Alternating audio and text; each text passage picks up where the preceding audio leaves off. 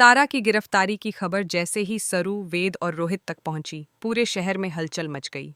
वह पल किसी तूफान से कम नहीं था। चारों तरफ सायरन की आवाजें गूंज रही थीं, पुलिस की गाड़ियां एक के बाद एक दौड़ रही थीं और मीडिया के कैमरे लगातार फ्लैश मार रहे थे। मोहल्ले के लोग दरवाजों और बालकनियों से झांकते हुए बस एक ही सवाल कर रहे थे, आखिर तारा जैसी समझदार लड़की ऐसा कैसे कर सकती है। लेकिन इस कहानी के पीछे जो सच्चाई थी, वह किसी ने नहीं देखी थी। असल झटका तब लगा जब यह बात सामने आई कि यह सब चंद्रकांत के षड्यंत्र का हिस्सा था। उसने अपनी चालें इतनी बारीकी से चली थीं कि हर कोई यही मान बैठा कि तारा दोषी है। पर सरू, वेद और रोहित के दिलों में कहीं न कहीं यह यकीन था कि तारा निर्दोष है। सरू का दिल उस समय जैसे किसी ने मुट्ठी में जकड़ लिया हो। उसने देखा तारा को पुलिस की गाड़ी में बैठाया जा रहा है। उसकी आंखों से आंसू टपक पड़े। दिल में तूफान था और मन में एक ही सवाल, क्यों?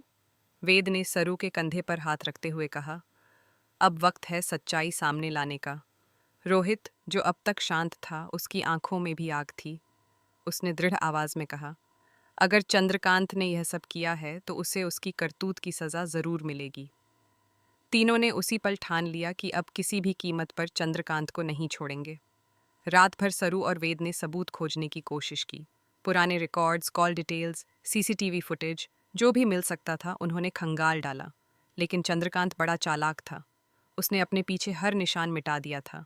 उसकी ताकत, पैसे और रसूख ने उसे जैसे अजेय बना दिया था। फिर भी वेद ने हार नहीं मानी। उसने कहा, अगर सिस्टम से लड़ना पड़े तो भी हम लड़ेंगे। जब तक तारा को इंसाफ नहीं मिलता यह जंग खत्म नहीं होगी। सुबह की पहली किरण के साथ ही तीनों ने फैसला किया, अब सामना सीधा होगा। वे चंद्रकांत के घर पहुंचे। जैसे ही गार्ड्स ने रास्ता रोका, रोहित का गुस्सा फूट पड़ा। उसने कहा, हमें मत रोकना वरना अंजाम बुरा होगा। अंदर जाते ही चंद्रकांत अपने आलीशान सोफे पर बैठा कॉफी पी रहा था। चेहरे पर वही चालाक मुस्कान और आंखों में घमंड की चमक। वह बोला, क्यों आए हो मेरे घर? अपनी बहन के गुनाह का बचाव करने? यह सुनते ही सरू का धैर्य टूट गया। उसने चीखते हुए कहा, चुप रह चंद्रकांत, हम जानते हैं ये सब तेरी चाल है। तूने तारा को फंसाया है ताकि अपना बदला पूरा कर सके। चंद्रकांत मुस्कुराया, अगर मेरे पास सबूत न होते तो पुलिस तारा को क्यों ले जाती? वेद ने सख्त आवाज में कहा, तेरे सबूत झूठे हैं और हम असली सच्चाई सबके सामने लाएंगे। कमरे में तनाव गहरा गया। रोहित ने आगे बढ़कर चंद्रकांत की कॉलर पकड़ ली। तूने जो तारा के साथ किया है उसका अंजाम बुरा होगा। लेकिन इससे पहले कि कुछ और होता, पुलिस वहां पहुंच गई। इंस्पेक्टर राकेश ने उन्हें रोकते हुए कहा, आप लोग अपनी हद में रहें, कानून को अपने हाथ में न लें। सरू की आवाज़ भारी थी, जब कानून अंधा हो जाए तो इंसाफ लोग खुद करते हैं। इंस्पेक्टर ने थोड़ी देर सोचकर कहा, आपके पास 24 घंटे हैं सबूत देने के लिए। अगर आप साबित कर पाए कि तारा निर्दोष है तो हम उसे छोड़ देंगे। तीनों ने एक दूसरे की ओर देखा। अब उनके पास सिर्फ एक दिन था। वेद ने तुरंत अपने मीडिया मित्र निखिल को फ़ोन किया। उसने कहा, अगर सच्चाई सामने लानी है तो हमें जनता की मदद चाहिए। रोहित ने चंद्रकांत की कंपनी के अंदर घुसकर पुराने सर्वर डेटा निकालने की योजना बनाई। रात का समय था, सन्नाटा पसरा हुआ। तीनों चोरी छिपे उस इमारत में दाखिल हुए। सिक्योरिटी कड़ी थी, लेकिन वेद की तकनीकी समझ काम आई। उसने सिस्टम को बायपास किया। कंप्यूटर स्क्रीन पर जैसे ही फाइलें खुलीं, उनकी आंखों में चमक आ गई। वहां तारा के खिलाफ झूठे दस्तावेज थे, फर्जी अकाउंट, नकली ट्रांजैक्शन और झूठे ईमेल्स। सरू ने सब फाइलें कॉपी करते हुए कहा, अब यह खेल खत्म होने वाला है। तभी पीछे से आवाज आई, वाह, बहुत बढ़िया। वह चंद्रकांत था, उसके साथ गार्ड्स थे। वह हंसते हुए बोला, सोचा था मुझे मात दे दोगे। मैं चंद्रकांत हूँ, मुझे कोई नहीं हरा सकता। सरू ने गुस्से में कहा, हर राजा का अंत होता है और आज तेरी कहानी खत्म होगी। तीनों और गार्ड्स के बीच जबरदस्त झड़प हुई। रोहित ने दरवाजा बंद किया, वेद ने लैपटॉप सुरक्षित किया और किसी तरह वे भाग निकले। सुबह होते ही निखिल ने फाइलें मीडिया चैनलों पर जारी कर दीं। टीवी स्क्रीन पर ब्रेकिंग न्यूज़ चली, चंद्रकांत का घोटाला उजागर, तारा निर्दोष साबित। पूरा शहर हिल गया। चंद्रकांत का चेहरा हर चैनल पर था और अब उसकी सच्चाई सबके सामने थी।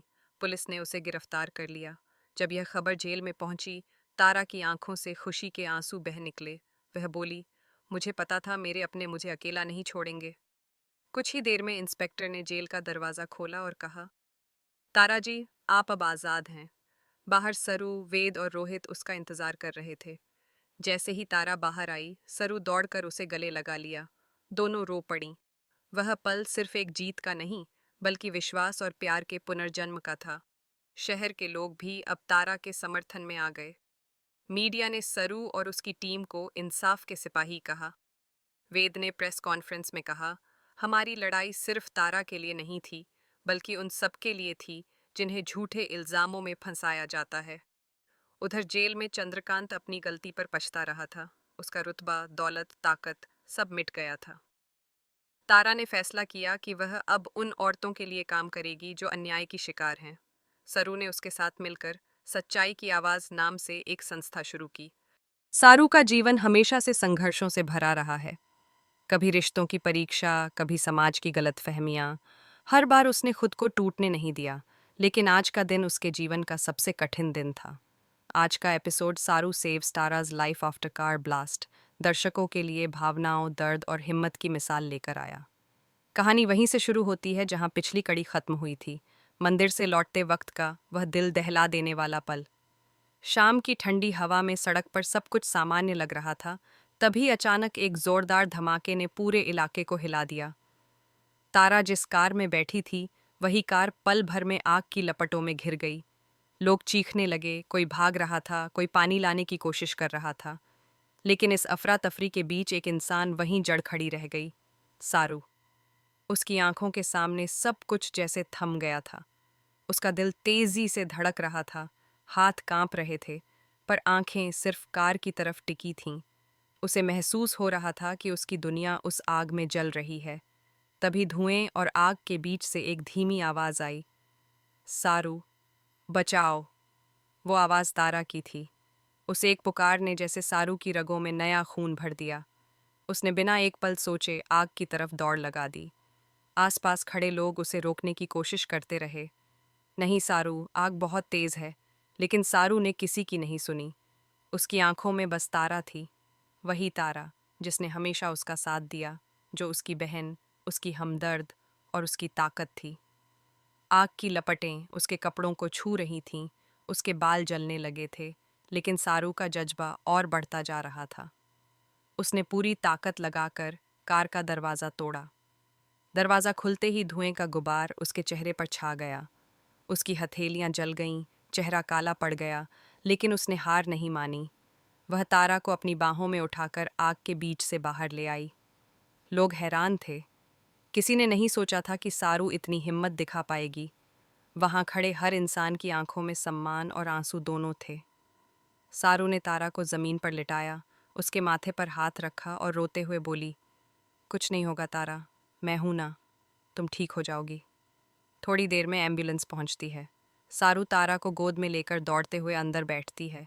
रास्ते भर उसका दिल बस यही दुआ मांगता रहता है, भगवान मेरी तारा को बचा लो। अस्पताल पहुंचते ही डॉक्टरों की टीम तारा का इलाज शुरू करती है। बाहर बैठी सारू के आंसू रुकने का नाम नहीं लेते। उसके दिल में डर था, लेकिन साथ ही एक जिद भी थी। जिद अपनी तारा को किसी भी हाल में बचाने की। इसी बीच पुलिस भी अस्पताल पहुंचती है। इंस्पेक्टर राकेश केस की जांच शुरू करते हैं। वे गंभीर स्वर में पूछते हैं, ये ब्लास्ट एक्सीडेंट था या किसी ने प्लान किया था? सारू के दिमाग में जैसे बिजली कौंध गई। उसे सुबह का वो कॉल याद आया। एक अनजान नंबर से आया था और उसमें धमकी दी गई थी कि अगर उसने कुछ कहा तो किसी को नुकसान पहुंचेगा। अब सब कुछ धीरे धीरे जुड़ने लगा था। सारू को एहसास हुआ कि यह कोई सामान्य हादसा नहीं बल्कि एक साजिश थी। उसके अंदर की डरपोक बहन अब एक योद्धा बन चुकी थी। उसने तुरंत पुलिस से कहा, मुझे सीसीटीवी फुटेज चाहिए। कोई है जिसने तारा की गाड़ी में कुछ रखा था? फुटेज आने पर सभी हैरान रह जाते हैं। कैमरे में साफ दिखता है कि एक अजनबी व्यक्ति तारा की गाड़ी के पास गया और कुछ रखकर चला गया। सारू की आंखों में अब आग थी। उसने दांत भींचकर कहा, जिसने मेरी तारा को नुकसान पहुंचाने की कोशिश की है, मैं उसे छोड़ूंगी नहीं। अब यह सिर्फ हादसा नहीं, इंसाफ की लड़ाई है। दृश्य बदलता है। तारा आईसीयू में है। मशीनों की बीप बीप के बीच उसकी सांसें चल रही हैं। बाहर बैठी सारू हाथ जोड़कर भगवान से प्रार्थना करती है, हे प्रभु, अगर मेरी किसी गलती की सजा है तो मुझे दो, बस मेरी तारा को बचा लो। घंटों की कोशिशों के बाद डॉक्टर बाहर आते हैं और कहते हैं, पेशेंट अब खतरे से बाहर है। सारू के चेहरे पर राहत की एक लहर दौड़ जाती है। उसकी आंखों से खुशी के आंसू बहने लगते हैं। वह दौड़कर तारा के पास जाती है। तारा की आंखें धीरे धीरे खुलती हैं। जैसे ही वह सारू को देखती है, हल्की सी मुस्कान देती है और फुसफुसाती है, सारू, तुमने मुझे बचा लिया। सारू का गला भर आता है। वह तारा का हाथ पकड़कर कहती है, तुम्हें कुछ नहीं होगा, मैं हूं ना। उस पल पूरा कमरा भावनाओं से भर जाता है। अस्पताल के बाहर खड़े लोग भी इस दृश्य को देखकर भावुक हो जाते हैं। डॉक्टर और नर्सें एक दूसरे की ओर देखते हैं, किसी के चेहरे पर मुस्कान तो किसी की आंखों में नमी। एपिसोड का हर फ्रेम प्यार, दर्द और हिम्मत से लबालब था। एक तरफ बहन का अटूट प्रेम और दूसरी तरफ साजिश का साया। दोनों का संगम इस कहानी को और भी खास बना देता है। जब तारा धीरे से कहती है, अगर तुम न होती तो शायद मैं आज जिंदा न होती, तो सारू बस मुस्कुराकर कहती है, अब किसी को कुछ नहीं होगा। जिसने भी यह किया है, मैं उसे ढूंढ निकालूंगी। कैमरा धीरे धीरे सारू के दृढ़ चेहरे पर ठहरता है। उसकी आंखों में अब सिर्फ एक वादा है। अब यह कहानी खत्म नहीं होगी जब तक सच्चाई सामने नहीं आती। पृष्ठभूमि में धीमी संगीत की धुन बजती है और एपिसोड खत्म होता है एक नए सस्पेंस के साथ।